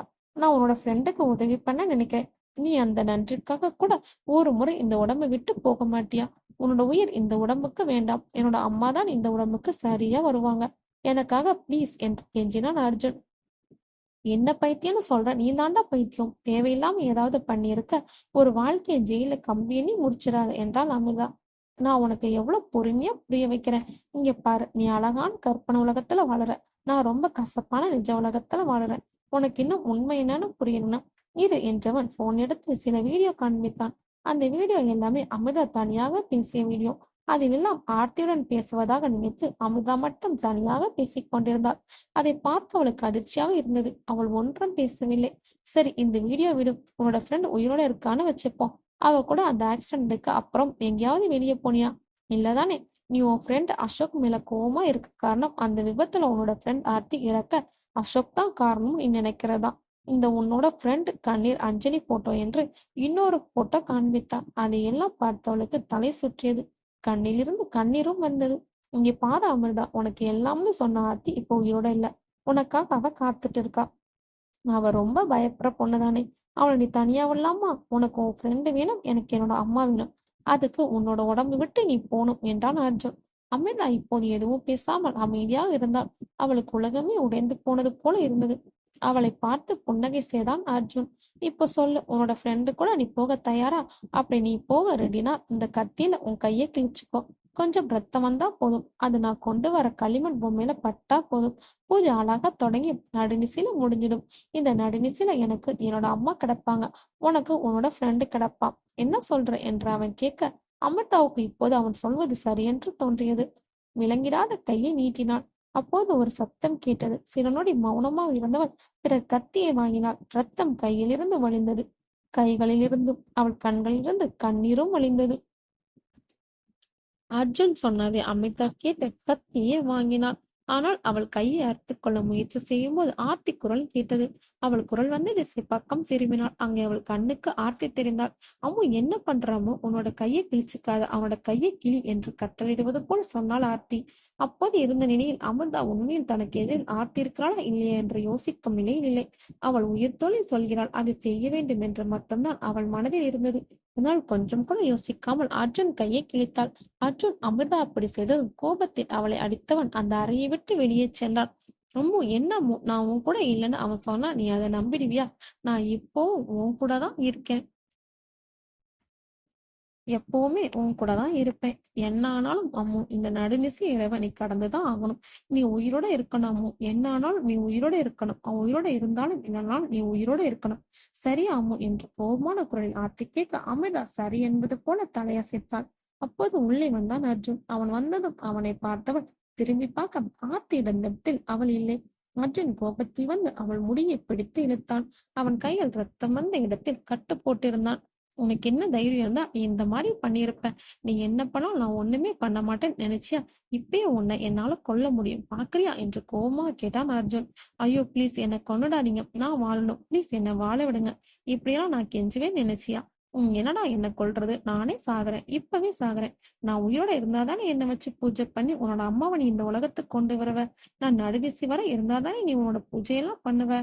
அதுக்கு முன்னாடி நான் செத்துட்டா என்ன பண்ணுவ? நான் மட்டும் செத்தேன், உன்னோட அம்மா அப்புறம் மறுபடியும் உருவமே இல்லாம அலைய வேண்டியதான். என்ன சொல்ற என்றாள் அமிர்தா. ஏய், என்ன சொல்ற நீ? அப்படி மட்டும் பண்ண உன்னை நான் என்று அவன் ஏதோ சொல்ல வர அவனை பார்த்து சிரித்தாள் அமிர்தா. டேய் பைத்தியம், நானே செத்துருவேன்னு சொல்றேன். சாக போற ஒருத்தவங்கள யாரால என்ன பண்ண முடியும்? நீயே சொல்லு. ஓ, செத்ததுக்கு அப்புறம் என்னோட பிணத்தை வச்சு ஏதாவது பண்ணலாம்னு நினைக்கிறியா? என் பிணத்தை வச்சு என்ன பண்ண முடியும் உன்னால? சொல்லு பார்க்கலாம், நானும் தெரிஞ்சுக்கிறேன் என்று நக்கலாக கேட்டாள் அமிர்தா. முன்னாடி ஏதாவது பிளான் பண்றியா என்று கேட்டான் அர்ஜுன். ஆமா, பிளான் தான் பண்றேன். உன்னால என்ன பண்ண முடியும்? இங்க பாருடா, இந்த மாதிரி ஒரு கேவலான காரியம் நீ பண்ண இந்த இலக்கு யாருக்கும் இல்லைன்னு தானே? நல்லா யோசிச்சு பாரு. உன்ன மாதிரிதான் நானும். எனக்கும் இலக்க யாரும் இல்ல. அப்படி இருக்கும்போது என் உயிரை நான் ஏன் உன்னை எடுக்க விடணும்? இந்த நொடி எனக்கு வாழ விருப்பம் இல்ல, நானே சாகுறேன் என்று கத்தி கழுத்துக்கரையில் கொண்டு சென்றாள் அமிர்தா. அதை பார்த்து அதிர்ச்சியானான் அர்ஜுன். அமிர்தா ப்ளீஸ், அப்படி பண்ணாத. நீ மட்டும் இந்த மாதிரி பண்ணனா என்னோட அம்மாவால திரும்ப வர முடியாம போயிடும். நான் இத்தனை நாள் பட்ட கஷ்டம் இல்லாம போயிடும். ப்ளீஸ், எனக்கு என்னோட அம்மா வேணும் என்று கெஞ்ச ஆரம்பித்தான் அர்ஜுன். அவனை பார்த்து புன்னகை செய்தால் அமிர்தா. அப்ப நான் சொல்றத பண்ணு, இல்ல நான் என்னையே அறுத்துட்டு செத்துடுவேன். அப்புறம் உங்க அம்மா நானே வருவேன் அங்கும் இங்கும்னு பாடிட்டு தான் சுத்திட்டு இருப்பாங்க. ஹஹஹா என்று சிரித்தாள் அமிர்தா. அர்ஜுனுக்கு கோபம் வந்தது. இருந்தாலும் தன்னை கட்டுப்படுத்திக் கொண்டான். என்ன பண்ணணும் என்று கேட்டான் அர்ஜுன். முதல்ல என்னை கட்டி வச்சிருக்க இந்த சங்கிலிருந்து என்னை கழட்டி விடு என்றாள் அமிர்தா. அர்ஜுன் அவளை கேள்வியாக பார்த்தான். இங்க பாரு அர்ஜுன், இந்த மாதிரி என்ன பாக்குற ஒரு மேல உனக்கு இல்ல, புரியுதா? இனி இப்ப என்ன பண்ணணும்னு தெரியுமா? நான் சொல்றத மட்டும் பண்ணணும், இல்ல நான் செத்துடுவேன். நான் எப்படியும் சாக போறேன். எனக்கு வாழ ஆசை இல்லை. ஆனா என்னோட சாவு இப்படி இருக்கணும்னு நான் தான் முடிவு பண்ணும். நீ முடிவு பண்ணக்கூடாது. உனக்கு புரியுதா? சரி, கலட்டி விடு என்றார் அதிகாரத்துடன். அவனுக்கும் வேறு வழி தெரியவில்லை. எனவே அவளை கலட்டி விட்டான். இங்கே பாரு, உனக்காக என்னோட உயிரை தரதுல எனக்கு கொஞ்சம் கூட பிரச்சனை இல்லை. ஆனா நான் சாகறதுக்கு முன்னாடி சில விஷயங்கள் பேச ஆசைப்படுறேன். உன் கூட தான் நான் பேச விரும்புறேன். அதனால நீ ரொம்ப பயப்பட வேண்டாம், ஓகே என்றால் அமிர்தா. என்கிட்ட நீ என்ன பேச நினைக்கிற என்று கேட்டான் அர்ஜுன். உனக்காக தான் நான் என்னோட உயிரை கொடுக்க போறேன். அதாவது என்னோட உயிரை நடுநிசி வரைக்கும் நான் அழிக்காம இருக்க போறேன். ஒரு சின்ன பொருள் யாருக்காவது கொடுக்கணும் அப்படின்னாலே நம்ம அவ்வளவு யோசிப்போம். நான் உனக்கு என்னோட உயிரையே தரப்போறேன். அதனால நான் பண்ண போற தியாகத்துக்கு நீ தகுதி உள்ளவான்னு நான் தெரிஞ்சுக்க ஆசைப்படுறேன் என்று சொன்னான் அமிர்தா. ஆனால் அதை தெரிஞ்சுக்கிட்டு நீ என்ன பண்ண போற என்று கேட்டான் அர்ஜுன். என்கிட்ட நீ கேள்வி கேட்க கூடாது, நீ பதில் தான் சொல்லணும். இல்ல நான் இப்பவே செத்துடுவேன், உனக்கு புரியுதா என்று சொன்னான் அமிர்தா. சரி, இப்போ நான் என்ன பண்ணணும்னு சொல்லு என்று கேட்டான் அர்ஜுன். அந்த சேர் எடுத்து போடு என்றான் அமிர்தா. அவனும் எடுத்து போட்டான். அந்த சேரில் அமர்ந்தாள் அமிர்தா. சரி சொல்லு, உன்னை பார்த்து என்னோட கேட்ச் ஏன் அடிக்கடி குறைக்குது? அதை நீ என்ன பண்ண என்று கேட்டாள் அமிர்தா. நீ வீட்ல இல்லாதப்போ அது தெருவுல இருந்துச்சு. அத நான் சாப்பாடு குடுக்குற மாரி வீட்டுக்கு கூட்டிட்டு வந்து கொல்ல முயற்சி பண்ணேன். ஆனா அந்த நாய் தப்பிச்சிடுச்சு. அப்போத்திலிருந்து அது என்ன பார்த்தா இப்படிதான் கொலைக்குது என்று சொன்னான் அர்ஜுன். நீ என்னோட கேட்ச மட்டும் தான் கொல்ல ட்ரை பண்ணியா? இல்ல இதுக்கு முன்னாடி வேற எந்த மிருகத்தையாவது கொல்ல ட்ரை பண்ணியிருக்கியா? என்று கேட்டாள் அமிர்தா. வாரத்துக்கு ஒரு மிருகம்னு கொன்னிருக்கேன் என்றான் அர்ஜுன். இந்த மாரி பண்ணுறது முட்டாள்தனம்னு உனக்கு தோணலையா? கடவுள நம்புனா கூட பரவாயில்ல. நீ போய் போய் சாத்தான நம்புறேன்னு சொல்ற. கடவுள மிஞ்சின சக்தி இருக்கா என்ன என்று கேட்டாள் அமிர்தா. கடவுள்னு ஒருத்தர் இருக்கிறது உண்மைனா இங்க தப்பு நடக்க வாய்ப்பே இல்லையே.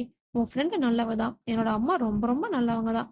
அப்படி இருக்கிறப்போ அவங்க ஏன் இறக்கணும்? கெட்டவங்க நல்லா வாழ்றப்போ நல்லவங்க நாசமா போகும்போது எங்க போனாரு உங்களோட கடவுள்? நீ சொல்லலாம் இறக்குறது இயற்கைன்னு. ஆனா என்னை பொறுத்தவரை அப்படி இல்லை. என்னோட அம்மா எனக்கு வேணும். எல்லாரும் கடவுளை நம்புறேன்னு சொல்றாங்க. ஆனா என்னை பொறுத்த வரைக்கும் யாரும் கடவுளை நம்பல. 100ல ஒருத்தன் இல்ல, 1000த்துல ஒருத்தன் தான் கடவுள நம்புவான். மிச்சம் எல்லாரும் கடவுள நம்புறேன்னு சொல்லிட்டு இருட்டுல தனியா போக பயப்படுவாங்க. கடவுள்னு ஒருத்தர் இருக்காரு. அவர் வந்து காப்பாத்துவாருல்ல, அவரை மீறி ஒரு சக்தி இல்லைன்னு எல்லாரும் நினைக்கிறாங்க. அப்படின்னா அப்புறம் ஏன் பேய் பத்தி பயப்பட போறாங்க? எல்லாத்துக்கும் மேல கடவுள் தான் இருக்காருன்னு ஒரு எண்ணம் இருந்தா இங்க பயமே இருக்கக்கூடாதே. ஆனா இங்க பயம் இருக்கு. அதுக்கு அர்த்தம் உனக்கு இப்போ நான் சொல்லாமலே உனக்கு புரிஞ்சிருக்கும். என்னோட அம்மா இருக்கிற வரைக்கும் நானும் கடவுளெல்லாம் நம்பதான் செஞ்சேன். ஆனா அம்மா போனதுக்கு அப்புறம் பக்தி மேல உள்ள நம்பிக்கையை போய் பயத்து மேல நம்பிக்கை அதிகமாச்சு. இங்க எல்லாம் ஒரே மாதிரிதான் இருக்கும். நேரு வழியில போனா எதுவும் கிடைக்காது. குறுக்கு வழியில போனாதான் நல்லது நடக்கும். எனக்கு என்னோட அம்மா கிடைப்பாங்கன்னா எனக்கு போற வழி குறுக்கு வழியா இருந்தாலும் நல்ல வழிதான் என்றான் அர்ஜுன். ம். அப்படியா? நீ சொல்றது எல்லாம் கேட்க நல்லாதான் இருக்கு. ஆனா இதெல்லாம் சரியா நடக்கணும்னு நீ நம்புறியே? என் மூலமா உனக்கு உன்னோட அம்மா கிடைப்பாங்களா? ஒருவேளை எல்லாம் சொதப்பி நான் செத்து போயிட்டா என்ன பண்றது என்று கேட்டாள் அமிர்தா. இல்ல அப்படியெல்லாம் நடக்காது. என்னோட அம்மா உன்னோட உடம்புல நிறைய வருஷம் வாழ்வாங்க. ப்ளீஸ் எனக்காக உன் உயிரை விட்டுடு என்றான் அர்ஜுன். எனக்கு அம்மா பாசம் பத்தி எல்லாம் அவ்வளவா தெரியாது. அதான் கேக்குறேன். சொல்லு உன்னோட அம்மா மேல நீ இவ்வளவு பாசம் வச்சிருக்கிய அவங்க அப்படி என்ன பண்ணாங்க உனக்கு என்று கேட்டாள் அமிர்தா. அம்மா தான் எல்லாம் எனக்கு.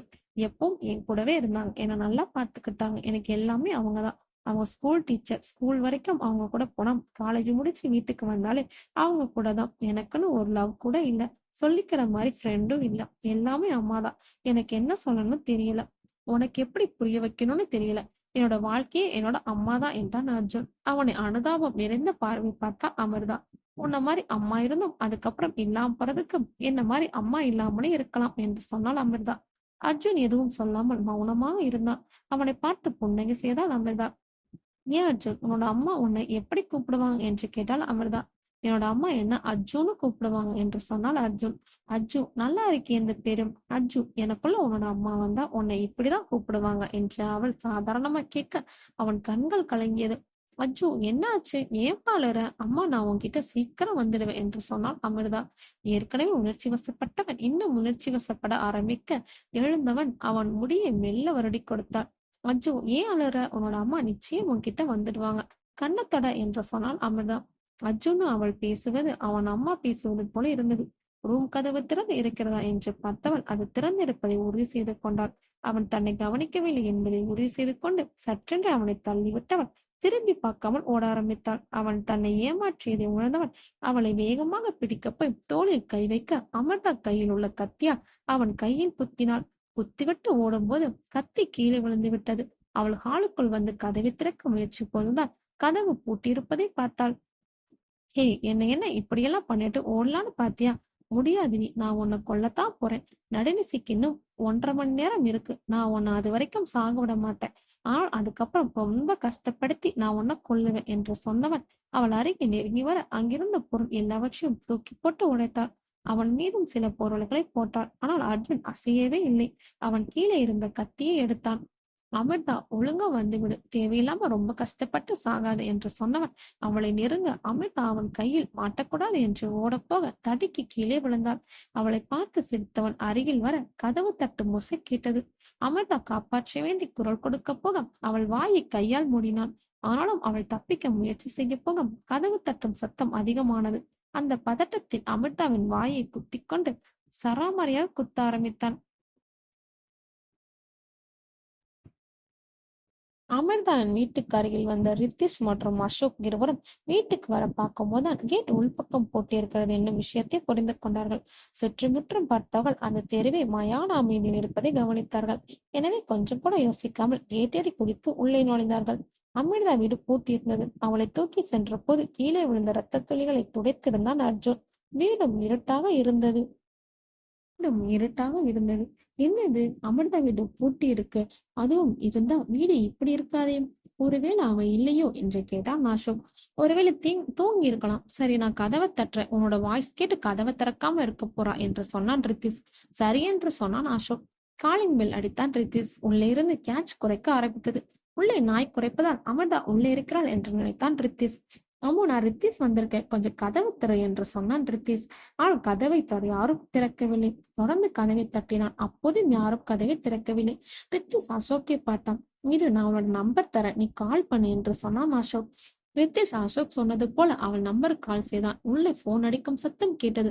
டேய், அவ உள்ளதான் இருக்கா, ஆனாலும் போன் எடுக்க மாட்டேங்கிறா. அவன் நம்ம மேல கோவமா இருக்காப்புல. நான் வேணும்னா நாளைக்கு தனியா வந்து பேசுறேன். இப்போதான் எனக்கு வீடு தெரியும்ல, நாளைக்கு வந்து பேசிட்டு உனக்கு நான் சொல்றேன் என்று சொன்னான் ரித்திஷ். அவன் சொன்னதை கேட்ட அசோக்குக்கும் அவன் சொன்னது சரி என்றுதான் பட்டது. சரிடா, அப்புறம் எதுக்கு நம்ம தேவையில்லாம நிக்கிறோம், வா போகலாம் என்று சொன்னான். இருவரும் வீட்டுக்கு செல்லலாம் என்று முடிவு செய்து திரும்ப போக அப்போதான் மேலே பொருட்கள் எல்லாம் விழுந்து உடையும் சத்தம் கேட்டது. இருவரும் மேலே பார்த்தார்கள். என்னடா, ஏதோ போட்டு உடைக்கிற மாதிரி இப்படி சத்தம் கேக்குது என்று கேட்டான் ரித்திஷ். ஆமா, ஏதோ ரொம்ப பெரிய சண்டை நடக்கிற மாதிரி இருக்கு. ஆனா அந்த வீட்டுல ஒரே ஒரு பையன் மட்டும்தான் இருக்கான். என்ன பிரச்சனைன்னு வேற தெரியல. சரி, நீ போய் கார்ல வெயிட் பண்ணு, நான் என்னன்னு பாத்துட்டு வரேன் என்றான் அசோக். இல்ல, நானும் வரேன், ஒன்னாவே போகலாம் என்றான் ரித்திஷ். இருவரும் மாடிக்கு ஏறினார்கள். கதவு தட்டினார்கள். என்னடா, யாருமே வரல. ஹலோ, உள்ள இருக்கிறது யாரு, கதவை திறங்க என்று கத்தினான் அசோக். கதவு திறக்கவே இல்லை. அசோக் மீண்டும் கதவை தட்டினான். அசோக், அதான் இப்போ சத்தம் வரலையும், வா போகலாம், அடுத்த விஷயம் நமக்கு எதுக்கு என்றான் ரித்திஷ். இல்லடா, எனக்கு என்னவோ சரியா படல, என்னோட மனசு என்னவோ தப்பா இருக்குன்னு சொல்லுது என்றான் அசோக். உள்ள யார் இருக்கிறது, இப்ப வெளியே வாங்க என்று கத்தினான். அசோக் கதவு திறக்கும் சத்தம் கேட்டது. அர்ஜுன் கதவை திறந்தான். ஆனால் முழுதாக திறக்கவில்லை. அவன் வேறு சட்டை போட்டிருந்தான். காயத்தை மறைக்கும் பொருட்டு முழு சட்டை போட்டிருந்தான். கதவுக்கு பின்னால் நின்று கொண்டு பேச ஆரம்பித்தான். யாரு நீங்க, இந்த நேரத்துல இங்க என்ன பண்றீங்க என்று கேட்டான் அர்ஜுன். இங்க மேல ஏதோ சத்தம் கேட்டுச்சு, அதான் என்னன்னு பார்க்க வந்தோம் என்றான். அது வீட்டுல ஒரு பூனை இருக்கு சார், சரியான வாழுது. நான் சொல்றதை கேட்காம ஒரே சேட்டை, அதுதான் எல்லாம் பண்ணுச்சு என்று சொல்லும் போது ஒரு பூனை அவன் வீட்டில் இருந்து வெளியே வந்தது. பாத்தீங்களா, இப்ப கூட வெளியே போகத்தான் நிக்குது. இதெல்லாம் சொன்னா கேட்காது. சரி சார், எங்க வீட்டுல எந்த பிரச்சனையும் இல்லை, நீங்க போகலாம் என்று சொன்னான் அர்ஜுன். உங்களுக்கு உதவி ஏதாவது பண்ணணுமா என்று கேட்டான் அசோக். இங்க பாருங்க, நீங்க யாருன்னே எனக்கு தெரியாது. உங்களுக்கு பதில் சொல்லி அவசியம் இல்லை. நான் எதுக்கு உங்களுக்கு பதில் சொல்லணும், முதல்ல போங்க என்று சொன்னான். கதவை பூட்ட போக அசோக் கதவை பூட்டு விடாமல் மறுபக்கம் தள்ளினான். என்ன உங்க பிரச்சனை, கதவை மூட விடுங்க என்றான் அர்ஜுன். கையில என்ன ரத்தம் என்று கேட்டான் அசோக். என்னதான் அர்ஜுன் கையை முழுக்கை சட்டை போட்டு மறைத்தாலும் ரத்தம் வந்தது, அதனால் மாட்டிக்கொண்டான். அர்ஜுன் அவனுக்கு பதில் சொல்ல முடியாமல் சற்றென்று கதவை மூட போக அசோக் ரித்திஷுக்கு சிக்னல் கொடுத்தான். அசோக் கதவை மூடுவதற்கு முன்பு இருவரும் சேர்ந்து கதவை தள்ளினார்கள். அது நிலை தடுமாறியவன் கீழே விழும். இருவரும் உள்ளே வந்தார்கள். அந்த ஹால் மிகவும் வினோதமான மந்திர தந்திரங்களுக்கு பயன்படுத்த பொருட்கள் இருந்தது. யார் அணி, இதெல்லாம் என்ன பொருள், பார்க்க படிச்ச மாதிரி இருக்க, வீடு இப்படி இருக்கு, கையில இப்படி அடிபட்டுச்சு என்று கேட்டான் அசோக். உன் ஃப்ரெண்ட் அமிர்தாவை கொல்ல போறப்ப அடிபட்டுச்சு என்றான். அவன் சொன்னதை கேட்ட அசோக் மற்றும் ரித்திஷ் இருவரும் அதிர்ச்சியின் உச்சிக்கே சென்றார்கள். அசோக் கோபத்தை அவனை அடிக்க ஆரம்பித்தான். ரித்திஷ் உடைந்து போனான். உண்மையில் அர்ஜுன் அவளை ரூமில் உள்ள பீரோக்குள்ளே மறைத்து வைத்திருந்தான். இப்போது அவர்கள் வீட்டில் தேடினால் உயிருக்கு போராடி கொண்டிருக்கும் அமிர்தாவை காப்பாற்ற முடியும் என்பதால் அவளை காப்பாற்றிவிடக் கூடாது என்று நினைத்துக் கொண்டு அப்படி பேசினான். டேய், ஒரு நிமிஷம் இரு, நான் உன்கிட்ட அமிர்தா பத்தி பேசவே இல்லை. நீயா கதை சொல்லிட்டு இருக்க, உண்மையை சொல்லு, என்ன பண்ண அவளை என்று கேட்டான் அசோக். சொல்லவே மறந்துட்டேன்டா. என்ன இப்போ, நான் உண்மையை சொல்லனா என்ன, கொன்னுடுவேன் அப்படித்தானே? கொன்னுக்கோ, எனக்கு பிரச்சனை இல்லை. எனக்கு அவ சாகணும். இந்த பூஜையில அவ உயிர் தரதால என்னோட அம்மா எனக்கு கிடைக்கலாம். என்னோட அம்மா எனக்கு கிடைக்காம பண்ணாவ நிச்சயம் அவ சாகணும், அவ்வளவுதான் என்றான் அர்ஜுன். அவன் இப்படி பேசுவதை கேட்ட ரித்திஷ் கோமாயும் அடிக்க வர அவனை தடுத்தான் அசோக். ரித்திஷ், இவன் இங்கதான் எங்கேயோ அம்மா வச்சிருக்கான். நீ தேவையில்லாம கோவப்படாத, அம்மாவை தேடு, இவனை அப்புறம் பார்த்துக்கலாம் என்று சொன்னான் அசோக். ரித்திஷ் அவனை தேடச் சொல்ல அர்ஜுன் அவனை தடுக்க எழும்ப போக இருந்த கடுப்பில் மூக்கு உடையும்படி குத்தினான். அர்ஜுன் மூக்கிலிருந்து ரத்தம் வர ஆரம்பித்தது. ரித்திஷ் ஒவ்வொரு அறையாக தேடினான். அர்ஜுன் அறையை திறந்து உள்ளே சென்றான். குங்குமம் தண்ணீரில் கலந்து அந்த இடத்தில் முழுவதும் நிறைந்தது. அந்த இடமே சிவப்பு நிறமாக இருந்தது. அதை பார்த்தவன் அந்த அறையில் தேட அந்த பீரோ தானாக திறந்தது. அதிலிருந்து அமிர்தா சட்டென்று விழுந்தாள். அவளை அந்த கோலத்தில் பார்த்ததும் ரித்திஸுக்கு உயிரே போனது போல இருந்தது. அமிர்தாவை வேகமாக தூக்கிவன் வேகமாக அந்த அறையை விட்டு வெளியே வந்தான். அவன் அமிர்தாவை தூக்கி வருவதை பார்த்ததும் அர்ஜுனுக்கு அதிர்ச்சியானது. அர்ஜுன் பீரோவை பூட்டி சாவியை ஜன்னல் பக்கம் தூக்கி எறிந்தது போல நினைவு இருந்தது. ஆனால் இப்போது ரித்திஷ் அவனை தூக்கி வந்ததை அவனால் நம்ப முடியவில்லை. அதே நேரம் அசோக் அமிர்தாவின் நிலை பார்த்து அதிர்ந்து போனான். அம்மு ஹாஸ்பிட்டல் கூட்டிட்டு போ ரித்தீஷ், இவனை நான் பார்த்துக்கிறேன் என்று சொன்னான். ரித்தீஷ் அசோக் சொன்னது போல ஹாஸ்பிட்டல் அழைத்து சென்றான். ரித்தீஷ் அவன் உறவினர் நடத்தும் ஹாஸ்பிட்டல் அழைத்து சென்றான். ட்ரீட்மெண்ட் ஆரம்பமானது. அவனை அந்த ஏரியா போலீஸை ஒப்படைக்க அசோக் ரித்தீஷிடம் கேட்டு அமிர்தா இருக்கும் ஹாஸ்பிட்டல் சென்றான். நீண்ட நேரம் ட்ரீட்மெண்ட் சென்றதும் ரித்தீஷ் மற்றும் அசோக் இருவரும் பதட்டத்துடன் அமர்ந்திருந்தார்கள். ஆர்த்தி, பாரு, நம்ம ஃப்ரெண்ட் உயிருக்கு போராட்டி இருக்கா. என்னால உன்னை காப்பாத்த முடியல, அவளையாவது நான் காப்பாத்த நினைக்கிறேன். ப்ளீஸ் அவ கூட இரு. அவளுக்குன்னு ஒரு அழகான வாழ்க்கை காத்துட்டு இருக்கு. அவளுக்கு ஒண்ணும் ஆகக்கூடாது என்று அசோக் அவன் மனதில் ஆர்த்தியுடன் பேசிக் கொண்டிருக்க டாக்டர் வெளியே வந்தார். இருவரும் அவர் முன்பு சென்று பதட்டத்துடன் நின்றார்கள். காப்பாத்திட்டான். கொஞ்சம் லேட் ஆகி இருந்தாலும் காப்பாத்திருக்க முடியாது. அவங்க உயிருக்கு இனி எந்த பிரச்சனையும் இல்லை என்று சொன்னான் டாக்டர். அதை கேட்ட பிறகுதான் இருவருக்கும் உயிரே வந்தது. நிம்மதி பெருமூச்சு விட்டான் அசோக். அவனை குளிர்ந்த காற்று தழுவி சென்றது. நாட்கள் கடந்தது. ஆர்த்தி அம்மா அப்பா அமிர்தாவை பார்த்து கொண்டார்கள். அமிர்தா அவர்கள் வீட்டிற்கு தங்க ஆரம்பித்தாள். அவ்வப்போது அமிர்தா முன்பு ஆர்த்தி வந்தாள். அவளுடன் அமிர்தா பேசுவாள். அர்ஜுன் விசாரணைக்கு பிறகு மனநல மருத்துவமனையில் சேர்க்கப்பட்டான். அமிர்தா ஹாலில் அமர்ந்து இருந்தாள். அப்போது அசோக் வந்தான். ஆர்த்தி அம்மா அப்பா ஒரு திருமணத்துக்கு சென்றிருந்தார்கள். அமிர்தா எப்போது மத்தியான நேரம் உறங்கி விடுவாள் என்பதால் அப்போது வருவான் அசோக். இன்று அவள் ஹாலில் உட்கார்ந்து இருப்பதை பார்த்ததும் திரும்பி செல்ல போக, ஏண்டா அசோக், என்கிட்ட எல்லாம் பேச மாட்டியா? நான் பேசலனா என்னை விட்டு போயிடுவேன் என்று அமிர்தா குரல் கேட்டது. அவள் உண்மையில் தன்னை நினைத்தாளா என்று அறியாமல் முழித்தவன் அவளை பார்க்க அவள் அவனை பார்த்து முறைத்தாள். எல்லாம் தன்னுடைய கற்பனை என்று நினைத்தவன் மீண்டும் திரும்ப போக, அசோக், என்ன பேச மாட்டியா என்று அவள் கேட்டான். அசோக் என்ன சொல்ல என்று தெரியாமல் நின்றான். டேய், ஷாக் ஆனது போதும், இங்க வந்து உட்காரு என்றாள் அமிர்தா. அசோக் அவள் அருகில் உட்கார்ந்தான். சில நொடி பேசாமல் இருந்தவன் பிறகு பேச ஆரம்பித்தாள். ஐ எம் சாரி அசோக், நான் தப்பு பண்ணிட்டேன். நீ செய்யாத தப்புக்கு உன்னை ரொம்ப கஷ்டப்படுத்திட்டேன். I am sorry. உன்னை ரொம்ப கஷ்டப்படுத்திட்டல. ஐ எம் சாரி என்றாள் அமிர்தா. ஆமா, நீ என்ன தப்பு பண்ண? உன்னோட பாசம் தான் உன்னை இப்படி பண்ண வச்சிருக்கு. எங்க எல்லாரையும் ஒரு ஆர்த்தி மேல நீதான் அதிக பாசம் வச்சிருக்க. அதான் நீ அப்படியெல்லாம் பண்ண. அம்மோ, நான் உன்னை சொல்லவா என்று கேட்டா, நான் சொல்லு என்றான் அமிர்தா. உன் கூட ஆர்த்தி பேசுற மாதிரியே நான் இருக்கிறது சரியில்லை. நீ கவுன்சிலிங் ஒத்துக்கோ என்றான் அசோக். எதுக்குடா இப்படி எல்லாம் சொல்ற? ஆர்த்தி இல்லைன்னு எல்லாரும் சொன்னாலும் அவ என் கூட இருக்கிற மாதிரிதான் இருக்கு. இது நல்லா இருக்குடா. அவ இல்லாத மாதிரி இல்லை என்று சொன்னால் அமிர்தா. தப்பு அம்மு. நம்ம கூட இருக்கவங்க நமக்கு எவ்வளவு நெருக்கமானவங்களா இருந்தாலும் நம்ம அவங்க இந்த உலகத்தை விட்டு போயிட்டா அவங்க நினைவுல வாழலாம். அவங்க கூடவே வாழணும்னு ஆசைப்படக்கூடாது. நீ ஆர்த்தி கூட என்ன பேசினாலும் என்ன சொன்னாலும் கற்பனை தான், உண்மை இல்லை. நீ இப்படி கற்பனை உலகத்தை வாழ்றத ஆர்த்தி கூட விரும்ப மாட்டா. இந்த நிஜ உலகத்துல உனக்காக இன்னும் நிறைய சந்தோஷங்கள் இருக்கு. அதையெல்லாம் நீ அனுபவிக்கணும் என்றான் அசோக். என்ன சந்தோஷம் இருக்கு என்று கேட்டால் அமிர்தா. நிறைய இருக்காமோ, நீதான் சந்தோஷம் வாழ்க்கையில வர அனுமதி கொடுக்கணும் என்று சொன்னான் அசோக். நீ என் கூட இருந்தா அதுவே போதும். இப்படியே நான் இருந்துடுறேன் என்றால் அமிர்தா.